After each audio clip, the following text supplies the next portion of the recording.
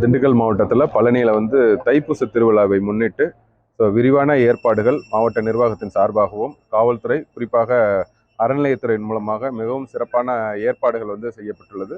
இன்னைக்கு நம்ம அனைத்து துறையினுடைய ஆய்வுக் கூட்டமும் நடத்தியிருக்கோம். ஏற்கனவே ஒரு மாதத்துக்கு முன்னாடியே தைப்பூசத்துக்கான ஆய்வுக் கூட்டம், நேற்று மறுபடியும் சட்ட ஒழுங்கு ஆய்வுக் கூட்டத்திலையுமே தைப்பூசத்திற்கான ஏற்பாடுகள் குறித்தும் இன்னைக்கு நம்ம நிறைய இடங்கள்ல குறிப்பாக அன்னதானம் எங்கெங்கெல்லாம் வழியில் ஒட்டஞ்சத்திரத்திலிருந்து பழனி வரை பல்வேறு இடங்கள்ல பொதுமக்களுக்கான அன்னதானம் கோயில் நிர்வாகத்தின் மூலமாகவும் தன்னார்வ அமைப்புகள் மூலமாகவும் வழங்கிட்டு வராங்க. ஸோ அது தொடர்பான பணிகளும் களத்தில் ஆய்வு செஞ்சுருக்கோம்.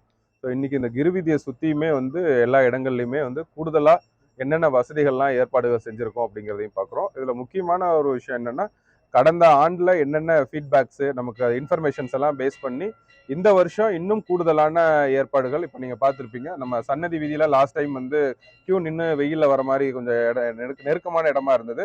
ஸோ இந்த தடவை கூடுதலாக கோயில் நிர்வாகத்தின் மூலமாக பார்த்தோம் அப்படின்னா நமக்கு ஒரு 1 கிலோமீட்டருக்கு கிரிவீதியிலேயே பக்தர்கள் இங்கிருந்தே அவங்க ஈஸியாக போகிற மாதிரி வச்சுருக்காங்க.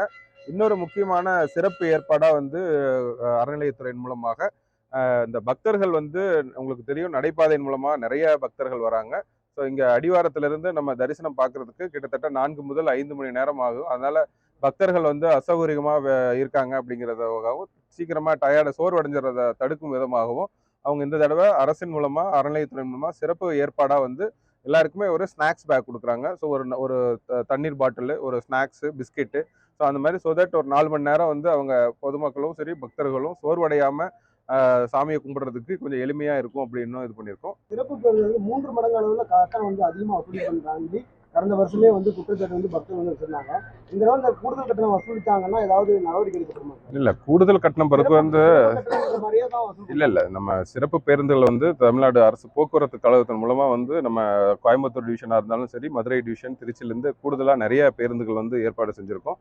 இந்த வருஷம் இன்னும் சிறப்பு ஏற்பாடாக என்ன பண்ணியிருக்கோம்னா, பஸ் வெளியிலேயே நிறுத்திட்டாலுமே கூட சர்க்கியூட் ரூட்ல பொதுமக்கள் எங்க வேணாலும் ஏறி எங்க வேணாலும் இறங்குற அளவுக்கு அவங்க எந்தவித கட்டணமும் இல்லாம அறநிலையத்துறையின் மூலமா சுமார் 6 பேருந்துகள் சர்க்கியூட் ரூட்லயும் விட்டுருக்கோம். ஸோ அதனால கூடுதல் கட்டணம் அப்படிங்கிற இதுக்கே வாய்ப்பு இல்லை. கூடுதல் கட்டணம் ரிலேட்டடா ஏதாவது கம்ப்ளைண்ட் வந்துச்சு அப்படின்னா immediate action will be taken.